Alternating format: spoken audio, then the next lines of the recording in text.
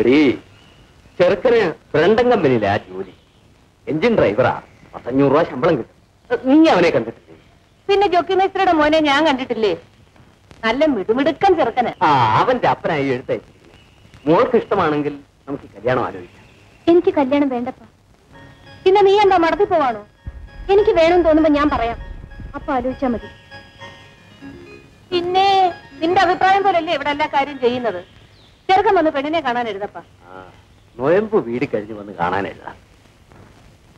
10,000 രൂപ തന്നാലേ വീട് ഒഴിഞ്ഞു കൊടുക്കൂ എന്ന് ഞാൻ അച്ഛനോട് പറഞ്ഞിട്ടുണ്ട്. ഉണ്ണി അത് സമ്മതിച്ചില്ലെങ്കിൽ നിങ്ങൾ അവിടെ നിന്ന് മാറണ്ട. രൂപയുടെ കാര്യം പറഞ്ഞ നമ്മൾ ഇനിയും വഴക്കിന് പോണോ? ഇത് വഴക്കാണോ? നമുക്ക് കിട്ടാനുള്ള ന്യായമായ അവകാശമേ ചോദിച്ചുള്ളൂ. നീ ധൈര്യമായിട്ട് നിൽക്ക്. രൂപ അവൻ വീട്ടിൽ കൊണ്ടെത്തരും.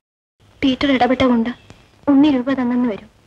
പക്ഷെ അയാളുടെ സ്വഭാവം അറിയാമല്ലോ, എന്തിനും മടിക്കാത്തവനാ. ഇനി അനാവശ്യമായിട്ട് അവൻ ആ വീട്ടിൽ കയറിയാൽ അവന്റെ എല്ല് ഞാൻ ഒടിക്കും. പീറ്റർ എപ്പോഴും അവിടെ ഉണ്ടായിരിക്കണം എന്നില്ലല്ലോ.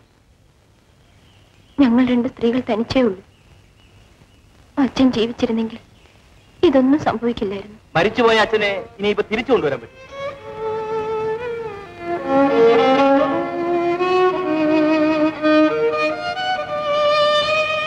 അശ്വതി, ഞാനൊരു തമാശ പറഞ്ഞതേ ഉള്ളൂ. നിങ്ങൾക്കില്ലാത്തത് ഒരാൺതുണയാണ്. അത് ഞാനത് പരിഹരിക്കാൻ തയ്യാറായി. മനസ്സിലായി? 4 പേരറിയും ഞാൻ നിന്നെ വിവാഹം കഴിക്കാം. എന്താ അശ്വതിക്ക് ഇഷ്ടമല്ല? കഴിയും വേഗം നമ്മുടെ വിവാഹം നടക്കണമെന്നാണ് എന്റെയും ആഗ്രഹം. പക്ഷേ അതിന് സമയമായിട്ടില്ല. പിന്നെപ്പോഴാ? ഷഷ്ടിപൂർത്തി കഴിഞ്ഞിട്ടാണ്? അല്ല, പീറ്ററിന്റെ സഹോദരി ആലീസിന്റെ വിവാഹം കഴിഞ്ഞു. ആലീസിന്റെ വിവാഹവും നമ്മുടെ വിവാഹവും തമ്മിൽ എന്താ ബന്ധം? നമ്മുടെ വിവാഹം ഇപ്പൊ നടന്നാൽ ആലീസിന്റെ വിവാഹം ഒരു പക്ഷെ നടന്നില്ലെന്ന് വരും. ഞാൻ പറയുന്നത് ശരിയല്ലേ? ഞാൻ കാത്തിരിക്കാം. ആലീസിന്റെ വിവാഹം ആദ്യം നടക്കട്ടെ.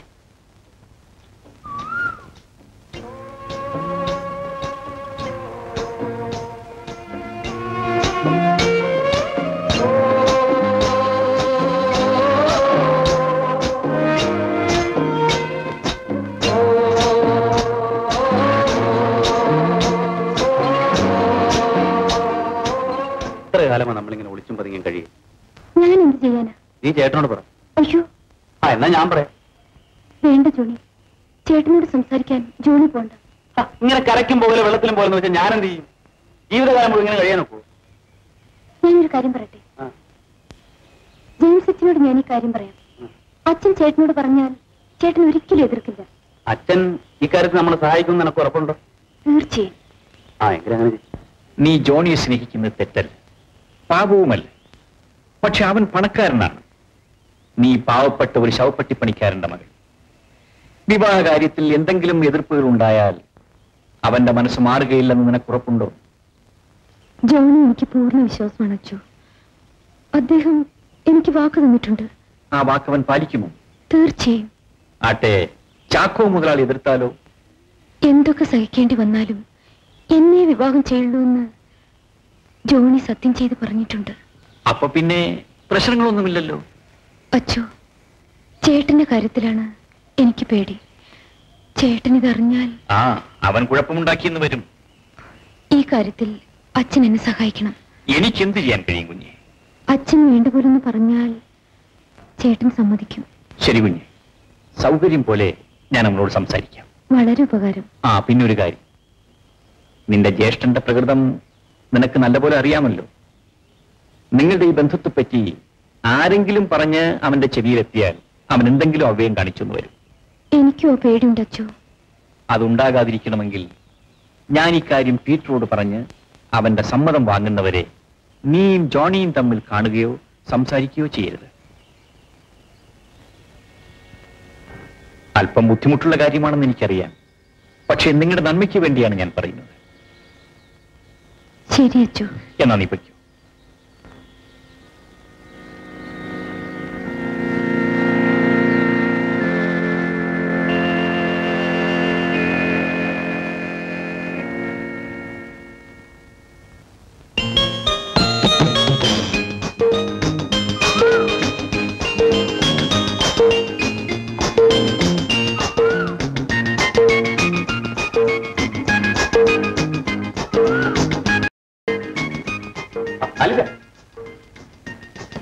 എന്താ പണങ്ങി പോകുന്നത്?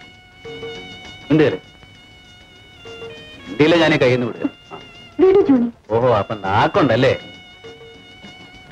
നമ്മുടെ വിവാഹം തീരുമാനിക്കുന്നതുവരെ ഇനി തമ്മിൽ കാണുകയോ സംസാരിക്കുകയോ ചെയ്യരുതെന്നാണ് അച്ഛൻ പറഞ്ഞിരിക്കുന്നത്. അത് വകുപ്പ് 144 നമ്മുടെ നന്മയ്ക്ക് വേണ്ടിയാണ് അദ്ദേഹം പറഞ്ഞത്. ചേട്ടനോട് പറഞ്ഞിട്ടുടനെ നമ്മുടെ വിവാഹം അദ്ദേഹം നടത്തി തരാമെന്ന് പറഞ്ഞു. അതുവരെ ഞാൻ നിന്നെ എങ്ങനെ കാണാതിരിക്കും?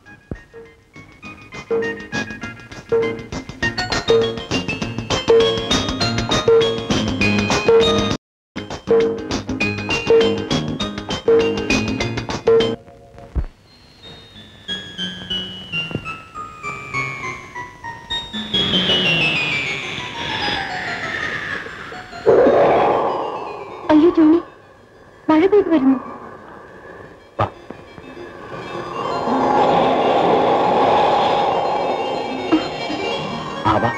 നമുക്കിവിടെ കയറി.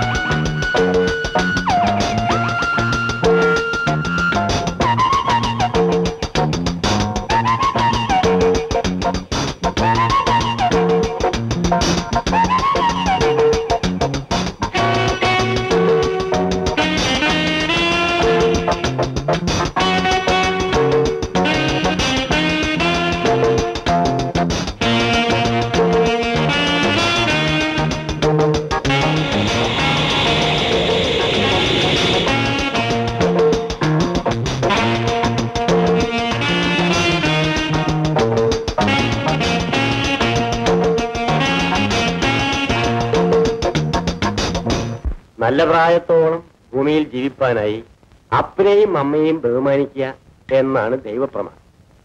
ചൊല്ലുവിളി പഠിപ്പിച്ച കൂട്ടത്തിൽ എത്തപ്പാൻ മകനെ അത് പഠിപ്പിച്ചില്ല.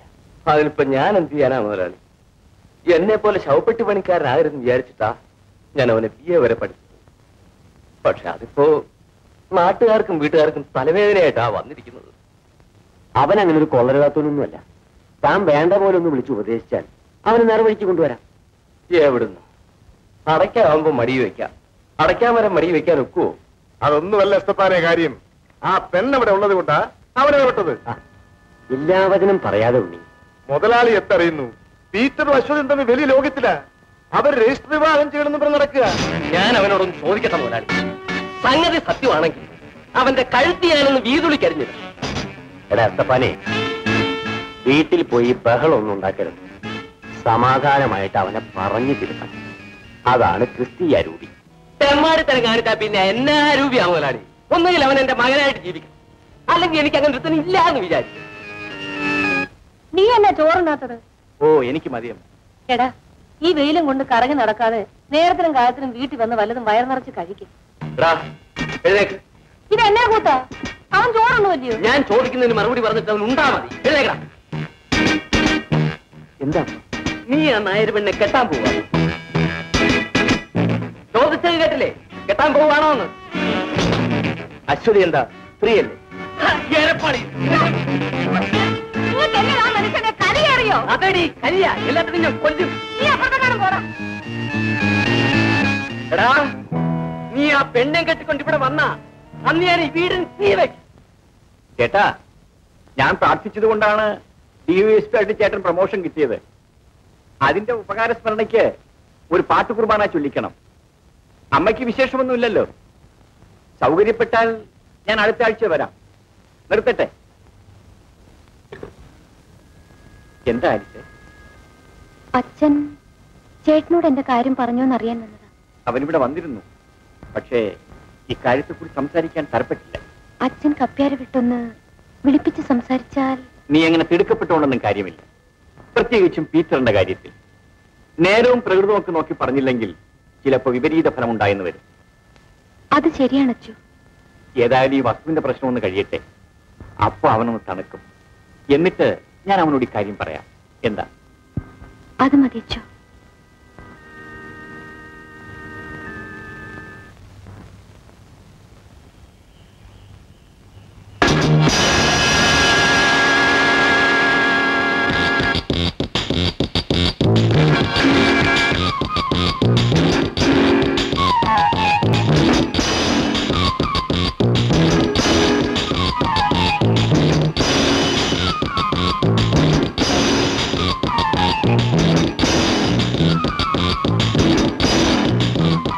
നീ ഇവിടെ അച്ഛനെ ഒന്ന് കാണാൻ വന്നതാ.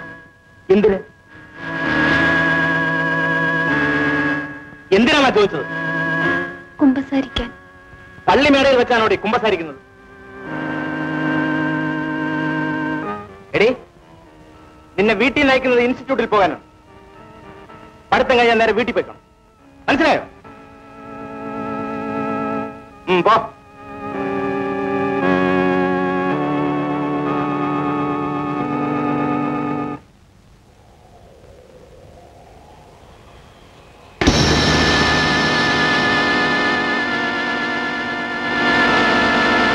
അപ്പോ അച്ഛൻ ചേട്ടനോട് ഇതുവരെ ഇക്കാര്യം പറഞ്ഞില്ല അല്ലേ?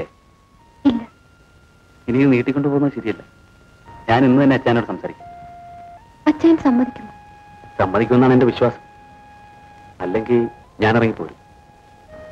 നീ എന്റെ ഇവിടെ വരും. ജോണി എവിടേക്ക് വിളിച്ചാലും ഞാൻ വരാം. എങ്കിൽ ആലിസ് വീട്ടിലേക്ക് പോയിക്കോളൂ. നമ്മുടെ വിവാഹം തീരുമാനിച്ചതിന് ശേഷമേ നാളെ ഞാൻ നിന്നെ കാണും.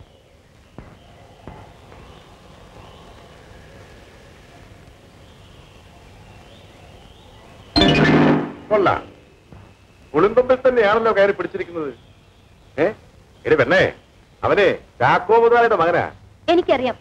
ഓഹോ, അപ്പൊ അറിഞ്ഞുകൊണ്ട് ആരംഭിച്ച കൃഷിയാണല്ലേ ഇത്? കൊയ്യാൻ ഞാനോട് സഹായിക്കാം. എനിക്ക് ആരുടെയും സഹായം വേണ്ട. ഇത് ശവപ്പെട്ടി.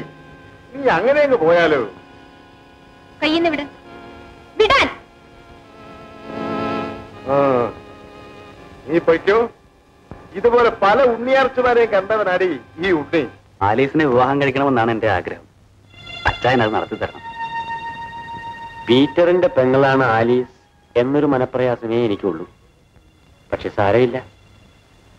ഒരുപക്ഷെ ഈ വിവാഹം കൊണ്ട് അവന് നല്ല ബുദ്ധി ഉണ്ടായെന്ന് വരും. അച്ചായ, എനിക്ക് അപ്പനില്ലാത്ത ദുഃഖം പരിഹരിച്ചത് അവിടെ നിന്നാണ്. ഇപ്പൊ എനിക്ക് അപ്പം മാത്രമല്ല, ദൈവം കൂടി അവിടെ നിന്നാണ്. മോനെ, നിന്റെ മനസ്സിനിണങ്ങിയ ഒരു പെൺകുട്ടിയെ നീ തിരഞ്ഞെടുത്തു. അത് നടത്തി തരേണ്ടത് എന്റെ കടമയാണടാ. അച്ചായ, ഇനി ഞാൻ എന്റെ ഒരു ആഗ്രഹം പറയട്ടെ. എന്താണ് അച്ചായ? നമ്മളും ഉണ്ണിയും ചേർന്നാണ് റബ്ബർ ഫാക്ടറി തുടങ്ങാൻ പോകുന്നത്. നീയും ജപ്പാനിൽ പോയി ഒരു 3 മാസത്തെ പരിശീലനം കഴിച്ചു വന്ന ശേഷം അതിന്റെ ചുമതല ഏറ്റെടുക്കണം. നിനക്ക് വിസമ്മതമില്ലെങ്കിൽ നീ പോയി വന്നതിന് ശേഷം വിവാഹം നടത്തിയാൽ മതി എന്നാണ് എനിക്ക് തോന്നുന്നത്. അത് മതി അച്ചായ. നീ മാത്രമായിട്ടൊരു തീരുമാനം എടുക്കണ്ട. ആലീസിനോട് കൂടെ ചോദിച്ചോളൂ. അവൾക്കും അത് സന്തോഷമായിരിക്കും. എങ്കിൽ ഉടനെ നിന്റെ യാത്രയ്ക്ക് ഏർപ്പാട് ചെയ്യാം. ശരി അച്ഛാ. മോനെ, എന്റെ മോൻ വിവാഹം കഴിക്കുമ്പോ അവനൊരു പദവിയിലിരിക്കണം എന്നാണ് എന്റെ ആഗ്രഹം. അച്ഛാ,